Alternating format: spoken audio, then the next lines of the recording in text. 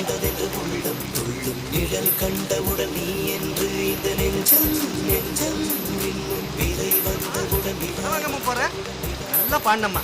Producer music director எல்லாருக்கும் ரொம்ப பிடிச்சி போச்சு. ஓ வாய்ஸ்ல ரிலீஸ் பண்ணலாம்னு பேசிக்கிறாங்கம்மா.